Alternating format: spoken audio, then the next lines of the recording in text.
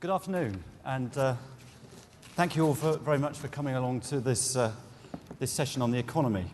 As I step up to the microphone here, I found a card that says, "I'm Jonathan Stevens. I want to show you how culture, media, and sport make a difference." Well, I'm not Jonathan Stevens, and he must have been the previous speaker, and I'm not going to be talking about culture, media, and sport. And contrary to what it says in the programme, I am not Sir Nicholas Macpherson either. So let me just start by explaining who I am. Nicholas Macpherson, the Treasury Permanent Secretary, was due to come and speak this afternoon, but he has had to go to Brussels on urgent business. He was going to be accompanied by Dave Ramsden, who is our Chief Economic Advisor.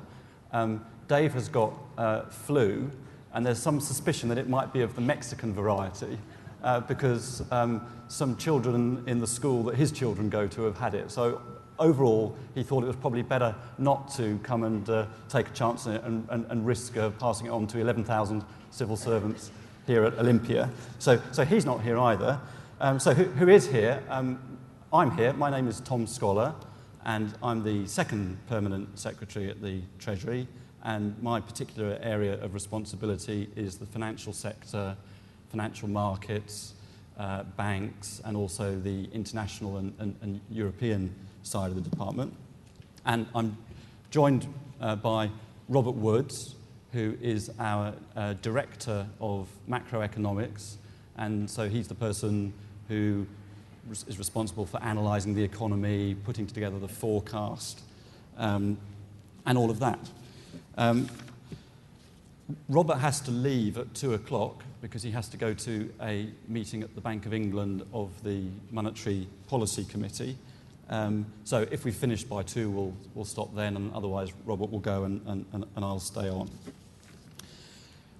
What I thought that we would like to do is just, first of all, give a short presentation, not too long, not too much detail. And then we'd be very happy to answer any questions that you might have, and there are roving microphones to help us to do that. Thinking about what to say to you, if you look back over the last 2 years, to state the obvious, we have had a global financial crisis. Started more or less exactly 2 years ago. At first, it was very much a story of financial markets that didn't really get out into the wider world. But then in September of 2007, it did become a big story with all the problems at Northern Rock that you will all remember. And then over last year in particular, the crisis became worse and worse until in September of last year, the collapse of Lehman Brothers, a big American investment bank, set off a big crisis around the world. So that's happened. Partly as a result, we have seen a global recession, the worst since the 1930s and affecting every part of the world. And partly as a result of those two things, that has meant a big fiscal challenge for many countries, including the UK, with government borrowing going up to what are historically very, very high levels. So I thought, just looking back, it would be useful just to talk about what's happened, what has the government done about it, and what do we expect to see next? How do we see the country coming through this? So the first thing I'd say is that, before I give you that, I'll just say what I was going to say. Right across the world, the crisis was largely unexpected, certainly a crisis of the size that we've seen. Go back 2 years now, not everything was perfect in the world economy 2 years ago. Some people thought, for example, that the housing market in the United States, United Kingdom, other places had got overvalued. Some people thought that global growth was a bit unbalanced. So, for example, China was too reliant on exports and America was too reliant on foreign borrowing. And I think some people were expecting a slowdown in growth across the world, and including in this country. But I think it's true to say that very few people expected a global recession, and I don't know of anybody that predicted really what would happen and the size of the crisis. Just to give you an example of that, here's the first quotation there. This is from the International Monetary Fund in Washington. They come to London once a year and do a report on the British economy, which they publish, and they do the same for every other country in the world.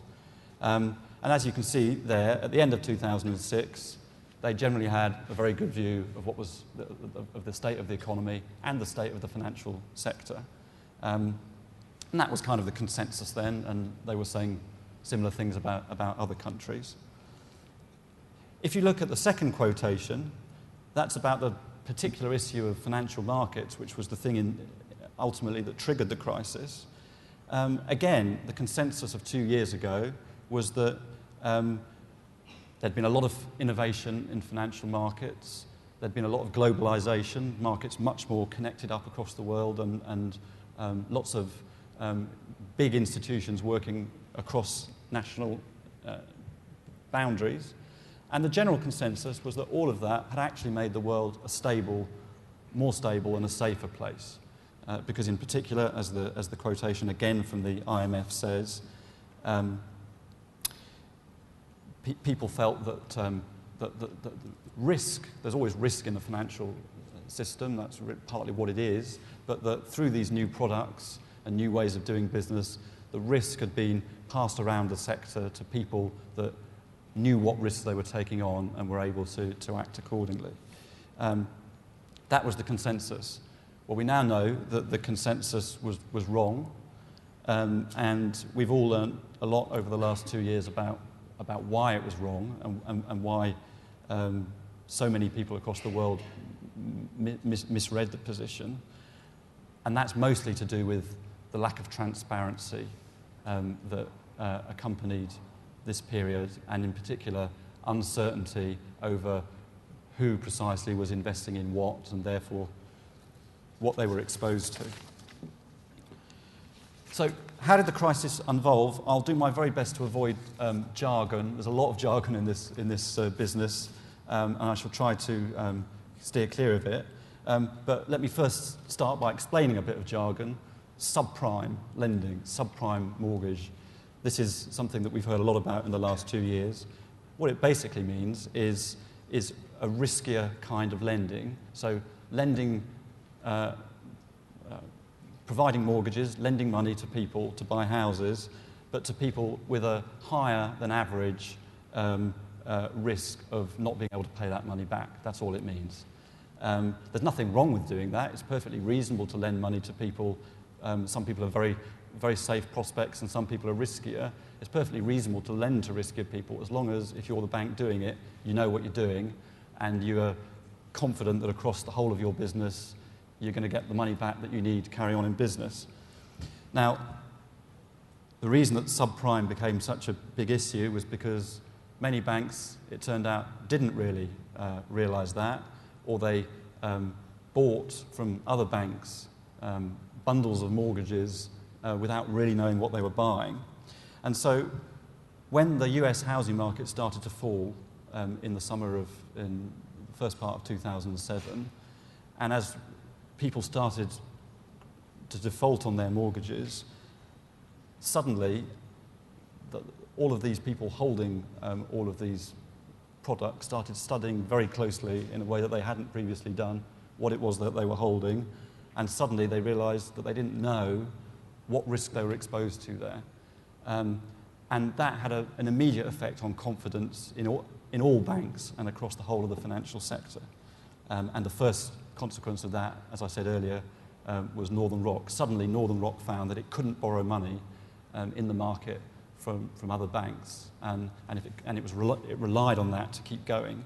And if it couldn't do that, then it was in big trouble. And as you know, in September 2007, the government stepped in to guarantee it and prevent it failing. And so Then what happened really over the 12 months from September '07 to September '08 was this process gradually got worse. So the more banks started to make losses and to report those losses, and that made investors even more nervous. It was very uncertain what future losses banks would make. This encouraged the banks to pull back on their lending because they weren't really sure, confident that they could carry on funding it. As that happened, that had an impact on businesses and on consumers. That in turn had a big negative impact on growth. And the impact on growth then fed back into the banking sector because lower growth, people spending less, businesses investing less, all of that adds to the riskiness of lending and so leads to more losses. And so you get which we saw very clearly last year, a spiral, a negative spiral developing. And so as last year went on, the economy steadily got worse across the world. And then in September of last year, the crisis really hit when this huge investment bank, Lehman Brothers, failed, and that then set off the real crisis that you will all remember. Massive falls in the stock markets across the world, lots of failures or near failures of banks, and the authorities across the world stepping in to try to deal with it. So what did the British government, and what is the British government doing about it? The two things we've tried to do have been to, first of all, prevent collapse in the financial system. It might have cost us money to do that, and it has cost us money, but the cost of not doing it would be much greater because a modern economy just cannot function without a financial sector. And secondly, because this is a global problem and a global recession, there's a real need for coordinated action across the world, and the UK government has been very active in that, partly because this year the UK is chairing the G20, which is the 20 largest economies across the world. In terms of policy in this country, there have been a whole series of things. First of all, to deal with the financial crisis, big government intervention in the market of the kind that we've never seen before. Last October, the government put £37 billion of extra capital into three banks, Lloyds Bank, HBOS and the Royal Bank of Scotland. It was absolutely essential to do that to prevent them collapsing. We were really, I think, days away from a complete collapse there. So that was one emergency thing. A second emergency thing was to offer a guarantee so that if banks were trying to borrow money from other banks, we gave a government guarantee so that they would be able to do that. We charged them a fee for that, but it did give them access to the money they needed to keep going. And then third, in January, we announced another scheme, which was in effect an insurance scheme to insure banks, and it's two banks there that are involved, Lloyds, which of course is now merged with HBOS, Lloyds and the Royal Bank of Scotland. So we are guaranteeing them, again in exchange for a fee, against future losses. So that will, all of that increase confidence in the sector and enable the banks to carry on doing what they need to do, which is lend money to businesses and households. So that's the financial markets. There have also been big cuts in interest rates. The Bank of England cut interest rates from 4.5% last summer to 0.5% by, I think it was in December, and that's the lowest rate of interest since the 1950s. The Bank of England has also done this mysterious thing called quantitative easing. I won't try and explain what that means, although if somebody wants, I'm sure we can have a go later, but it's basically, it's a technical way for the Bank of England to get more money into the economy. When it can't cut interest rates anymore, because you can't really cut interest rates below 0.5%. I mean, I guess you could put them to 0.25%, but you can't really do much more than that. So it's a way in which the Bank of England can get more money into the economy to try to help pick up demand. There's also been a fiscal stimulus. Part of that has been automatic. If the economy slows down and unemployment starts to rise, as it has done, then through paying unemployment benefit, that's an automatic way in which the government puts more money into the economy. But the government has also introduced various temporary measures, some tax cuts, some increases in spending, to provide a short-term stimulus to the economy to help it through this time. And then finally, the G20 that I referred to, we've done a lot to try to get across the world governments acting in similar ways, and I think they are acting in many similar ways right across the world. So that's what's happened. What do we think happens next? The government is forecasting, and this was in the budget, that the economy will fall by something like 3.5% this year. That's a really big fall. It basically means a recession of a similar kind of scale to the recession of the early 1980s, although we expect it to be shorter than in the early 80s, partly because the economy fell very, very rapidly. We also expect it to turn around more quickly. And so we've got growth. We think growth will come back next year, something between 1 and 1.5%. That's a bit higher than some other forecasters are expecting, but we can explain the reasons for that. And inflation is very low at the moment, largely because, partly because of the recession, but also because prices across the world, particularly commodity prices, have fallen quite sharply. But we would expect that to pick up again and inflation to get back to target of something around 2% over the next couple of years. That chart shows you how this looks like in historical context. So it's quite hard to read, but it goes right back to 1970. So you can see kind of a third of the way along those bars at the bottom. The top thing is growth. So those bars going down, that's the early recession, the recession of the early 1980s. Then you can see a much smaller one, which is the 1990s recession. And then at the end, you can see this big fall, and that's the first half of this year.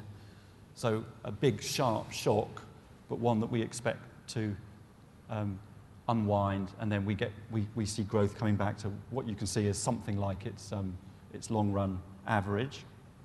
And then down at the bottom, there's inflation. Again, you can see the big inflation of the the mid-1970s. Inflation was over 25% there. There were also peaks in inflation in the early 80s and the early 90s. And then right at the end, you see the big dip, and that was the impact of a big fall in oil prices between basically in the second half of last year and the beginning of this year. So that pushed down prices, but we think inflation will come back up to around 2%, and that's what we're expecting. Now, we don't have a crystal ball. It's our best analysis, but there are always risks, and we see a number of risks. When I first saw this chart, I had to get it translated for me because it wasn't obvious to me what all these risks mean. But let me try and translate it for you. Top left, the banks. The risk there is not, I think, that we will see further problems or collapses in banks. I mean, you can't exclude that, but it doesn't seem very likely. It's more a question about, will the banks resume lending to the economy in the way that we are hoping? If they do, then that is a large part of what drives the recovery. But there's a risk that they don't. And if they don't, then that will pose a challenge that we will have to deal with. Bottom left, that's all about the world economy and trade. If governments around the world are successful in getting the economy moving, that will have a big help to us because we export a lot, both goods and services, in particular to Europe, but also the United States and other parts of the world. But if the world economy doesn't recover, or even worse, if some countries start to introduce protectionist measures, which is what happened in the 1930s and was one of the reasons why the 1930s was a long depression. If either of those things happen, then again, that's a risk. So we have to be very vigilant to that. Up at the top right, that is you can't quite see it, and it's an Escher picture. The chief economic advisor, the one who's at home with suspected Mexican flu, is the person that's responsible for this. So if he were here, he could tell you why he chose that picture. But the risk there is around businesses and households reducing their borrowing. This is a jargon word, deleveraging. You hear it quite a lot. All that deleveraging means reducing leverage. Leverage is just a fancy way of saying borrowing. Many businesses and many households have found it hard to service their debt in the last year and will find it hard to service it in the future. And so one way of dealing with that is to cut back on spending and save more in order to reduce debt levels. That's something that makes sense for the individual business or for the individual household, but if you add it up across the whole economy, it has an impact because one person's spending is another person's income. So we are trying to, and all governments are trying to do this, to steer a course through where the adjustment can happen, but without it being too much of a shock. The fourth risk in the middle at the bottom is oil prices. If you remember, a year ago, oil prices were rising rapidly, and they went right up to around about $150 a barrel.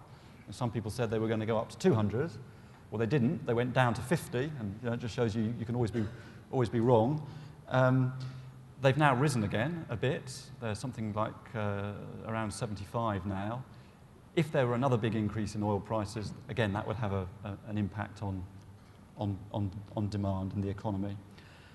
And the final risk is our friend Mexican flu. There is obviously a risk that the pandemic could become more serious, and if it does, that will have an impact on the economy right across the world, because obviously if people are ill and not working, that is going to reduce economic activity, and that would have an impact too. Just very quickly, I should talk about the position of government borrowing. The red line there shows how much the government is borrowing as a percent of GDP, and as you can see, it's gone up very sharply as a result, partly of the recession and partly of all the measures that the government's had to take in the financial sector, but that's now going to come down steadily over the next 10 years. And the black line is government debt, so the stock of debt, and that also will rise, and then it will gradually come down as the economy recovers. Everyone's been talking about public spending recently, particularly in the House of Commons, and for all I know, they've been talking about it in the last hour in Prime Minister's questions. It's not our job to get into the politics. I mean, ultimately, choices over spending and tax are political choices, and it's for the government to decide how they do that.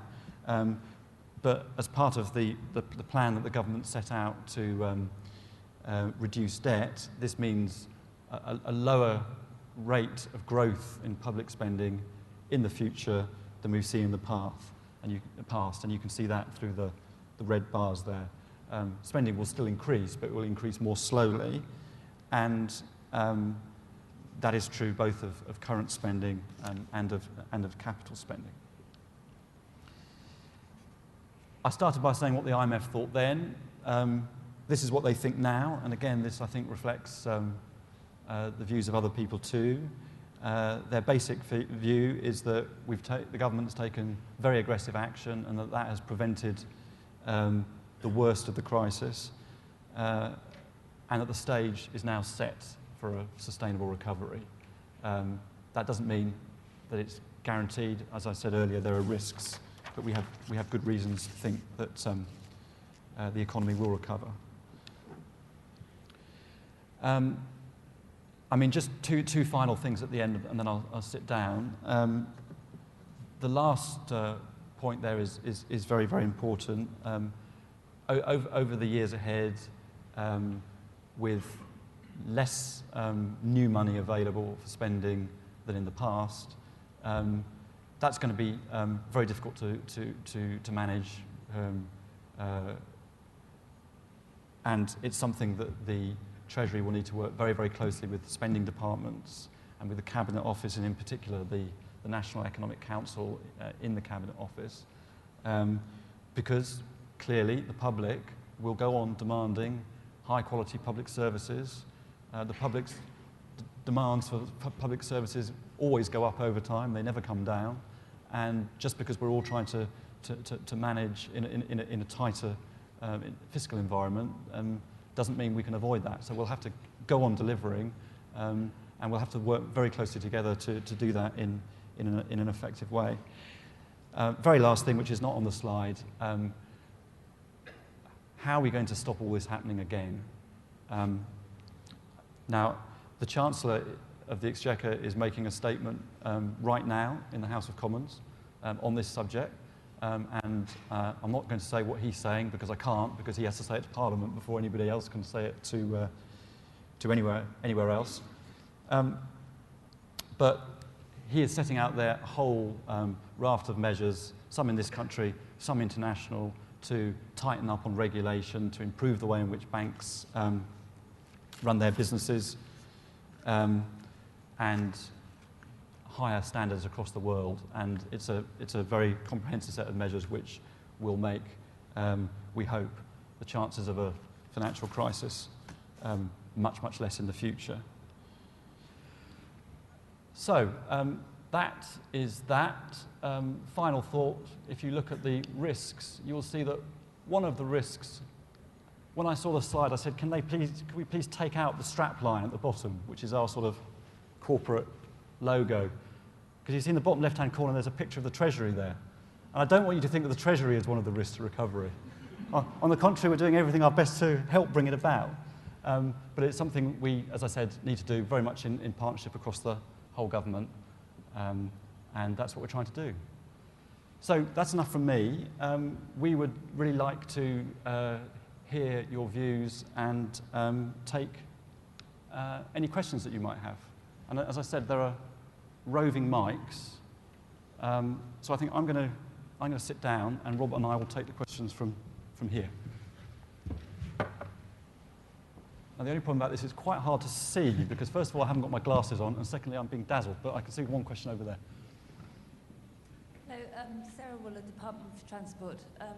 I'd just like to hear your views on what this means for PFI and PPP.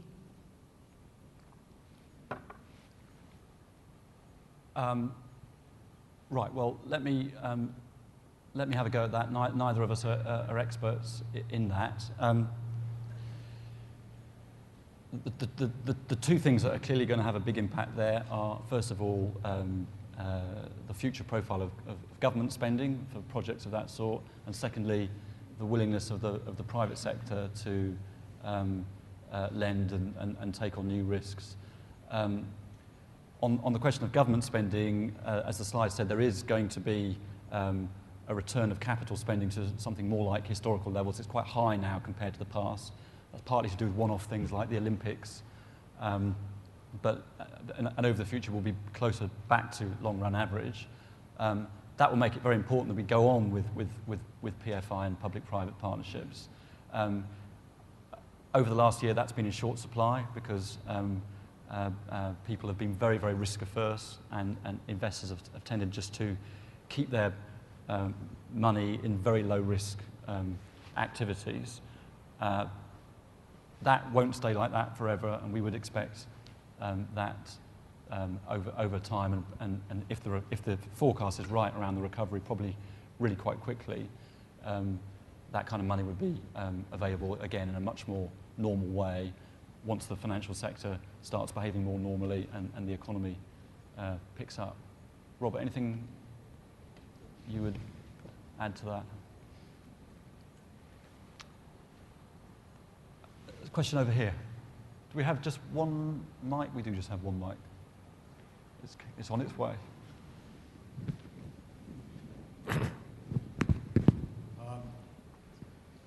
Yes, Richard Wade, NEO. You mentioned heavily indebted businesses and households, and the cut in interest rates has obviously been helpful, especially for those with tracker mortgages. But to some extent, what it has meant mostly has been very much larger margins for the banks, fat margins that are helping banks rebuild their balance sheets. There's clearly a trade-off there between the health of the financial sector and the low interest rates helping indebted businesses and households. Is there a role for government to play there? I think there is. As you say, there's a trade-off and a tension there. On the one hand, part of the cause of the financial crisis was that banks were actually lending too much money too cheaply, and therefore they lent too much and they didn't charge enough to cover the risk that they were running, and that's why some of them have got into big trouble. So the solution to that for the future has to be ultimately a slightly lower level of lending and charging slightly more for it to make sure we don't get into this kind of imbalance again. And of course also banks are facing big losses, and one of the ways in which they can deal with their losses is to increase their margins and charge a little bit more. On the other hand, that's obviously bad news for consumers and businesses. So the question is to try to find a balance there. At the moment, consumers and businesses, anybody certainly with either a variable rate mortgage or an adjustable loan, are benefiting a lot from the cuts in interest rates. So actually that, even though the margins have increased a bit, that kind of hides some of that. Now, clearly over time, interest rates will in due course rise to something closer to an average level. I think what we hope is that by the time that starts to happen, margins will start to come down, and what will bring margins down is increased competition. And one of the things that's happened over the last year is that many lenders and banks have withdrawn from the market, either because they've gone out of business, or particularly in the case of foreign banks, as they've pulled back their lending, they've tended to lend more at home in their own market and less overseas. And we had a lot of lending before from overseas, and it was one of the things that kept the market competitive. So there is definitely a role for the government there. It's partly for the Office of Fair Trading and the Financial Services Authority, and one of the things being announced today is to do with that and how they will help promote competition. It's also a role for the government because we are now shareholders in a couple of the banks. Over time we will be selling those shares back into the market, and one of the things that we'll need to be doing at that point is thinking about how through that we can help stimulate competition.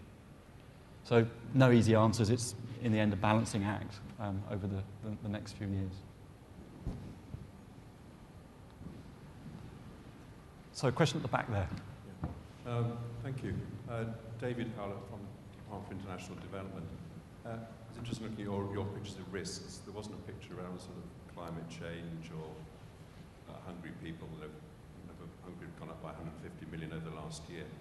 This question is there an opportunity to look at the wider challenge of climate change and world poverty when we're looking at revising the economy, looking at how we move forwards? Can we bring those broader challenges into the economic into what we're doing on the economy? I'll ask Robert in a moment to say something about the way in which the economy overseas hits the UK, and in particular which parts of the world have a big impact on us, because clearly, I mean, the two risks you've pointed to are obviously huge risks for the world and for all of us as world citizens. They don't loom in our top 5 of risks just to the UK economy, and Robert will say a bit about the pattern of growth and how that hits I mean, on the question of climate change, it's a massive risk for the world. It could, depending on what happens, have big economic consequences, though probably over quite a long span of years, not over the, in our forecast there, we're looking really 3 to 5 years ahead. But I think it is a big challenge, and one actually that for us, it's something we've really only come to in the last 2 years, to think about how we can gradually make the British economy more carbon efficient and carbon friendly, and actually position it in ways that we can start to benefit from the development of lots of the new technologies which will need to be developed across the world to deal with this challenge. And so one thing that's happened in the last year to 18 months, I think, is that we have developed with all the spending departments carbon budget. So every department now has a carbon budget, and that's integrated right into the whole government policy on climate change. So I think we have a real role there, but it's one that's on a slightly slower timetable in its effect on the economy than some of the other things. Robert, do you want to talk a bit about the international economy? Yeah, I mean, I suppose the point there really is that in terms of the markets for the UK, the key areas are the sort of US and the euro area, rather than some of the emerging and developing markets. They're also the main countries which these financial linkages are strongest. So the direct impact of those countries are most important on us. But I think one way that climate change could impact in a sort of short to medium term horizon, which I think the risks there we're focusing on, is through the impact on commodity prices and through food prices in particular. Yeah. This is actually something that is on the agenda for the G8 meeting this weekend, where there's a focus on food security, and I think that's something that is certainly going up the international agenda. Something that I think probably with years of very low food prices had sort of wrongly gone to a low point on people's agendas. But sorry, this seems to have gone up a bit. I certainly agree, though, that this is a very important long-term challenge, and as Tom said, to make our economies sort of low carbon economies, that's going to require a huge amount of investment, and that will require, the nature of the problem will require big public sector interventions, even if that is only in terms of setting the sort of regulatory frameworks for private investment to take place. But I think actually there'll be areas where there'll be a need also for public investments too. Hello, Tim Mack, NS&I. I'd be interested in your comments about how, on the one hand, there's a need for people to reduce debt and indeed save to cover them and their families for the future, and on the other hand, the visual in the comments about the need for consumer spending. Yeah, no, I think that's a good that's a good remark. I think the Deputy Governor of the Bank of England has put this in terms of we want to increase saving in the long term, but not yet, and that's often the problem. But I think the problem is, as Tom was saying, if everyone tries to increase saving in the short term, that can be self-defeating, because it has an effect reducing demand, reducing income, increasing unemployment, etc. So I think there is a need for some rebalancing of the economy, some increase in saving rate, but we want to try and control the speed with which that happens, so that it doesn't sort of lead to an even deeper recession. That's quite a challenge, and it's another problem here is that we don't really know how far this process of deleveraging will go. I mean, some people refer to the sort of levels that people were borrowing in the late 80s, early 90s as a sort of reference point, but there's no reason why that should be the sort of equilibrium level of borrowing that people will want to do now in the sort of environment that they now face. So it's a big area of uncertainty, both in the shorter term and the longer term for the projections. Robert, it needs to go. I can stay on for 15 minutes, but if anyone's got a final macroeconomic question, this is your moment. Rishi Raithatha from the National Audit Office. Given that the pound has declined in value against other world currencies, which means that in the long run goods will be dearer for us, is there the threat of suffering from imported inflation? If so, what is the Treasury doing to mitigate this? Sorry, I missed the start of the question. It was about the exchange rate depreciation? Yeah, falling the exchange rate. Yeah. Important. So I think that is, you're absolutely right that a reduction in the exchange rate will add to inflationary pressures through higher import prices. What are we doing to counteract that? Well, we have Bank of England, who I'm just about going to see, and that's their job, to make sure that inflation sticks to the inflation target. And they have the wherewithal in terms of interest rates to do that. That said, I would say though that even with a sort of big reduction in the sort of supply side of the economy that we're assuming, the actual output has fallen so much that there's an awful lot of spare capacity opening up in the economy, and this tends to put quite substantial downward pressure on inflation. One example of that, if you think about in the labour market, people becoming unemployed, and that having an effect on wage bargaining and sort of wage conditioning. So, I mean, this will be a sort of substantial counter force to the effect of higher import prices.